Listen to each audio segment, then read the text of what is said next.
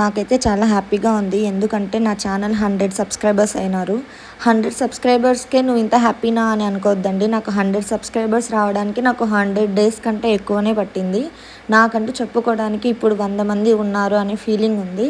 So, ఇక్కడైతే మా mummy ఇప్పుడు జొన్న రొట్టె, మా బంజారా ఫేమస్ అయిన జొన్న రొట్టె అయితే ప్రిపేర్ చేస్తూ ఉంది. ఫస్ట్ పిండి జల్లెడ పట్టుకొని బాగా మరిగే వేడి నీళ్ళని తీసుకొని పిండిలోకేసి గెరిటెతో కొద్దిగా కలపాలి. తర్వాత కొద్దిగా తీసుకొని ఇలా రొట్టె తట్టుకోవాలి. పిండి ఎక్కువ వేసి రొట్టె తట్టుకోవాలి. తట్టుకున్న రొట్టెని బాగా వేడైన పెనం మీదకేసి వాటర్ వేసి స్ప్రెడ్ చేయాలి చేత్తో, లేదా క్లాత్తో అయినా స్ప్రెడ్ చేయొచ్చు. ఇక్కడైతే నాకు మా అమ్మ నేర్పిస్తూ ఉంది ఎలా చేయాలనేది జొన్న రొట్టె. నాకైతే ఇప్పటివరకు అసలు రానే రాదు. ఇప్పుడు కూడా నేను చేసినా కూడా మొత్తం అంతా విరిగిపోతూ ఉంది. సో, పిండి ఎక్కువ వేసుకొని ఇలా తట్టాలి.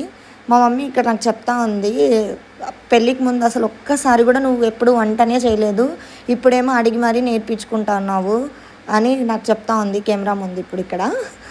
అంతే కదా ఫ్రెండ్స్, మనము పెళ్ళికి ముందు మన మదర్ ఉంటుంది కాబట్టి మనం అసలు చేయము. పెళ్ళి తర్వాత ఇంక అన్నీ మనమే చేసుకోవాలి పనులు.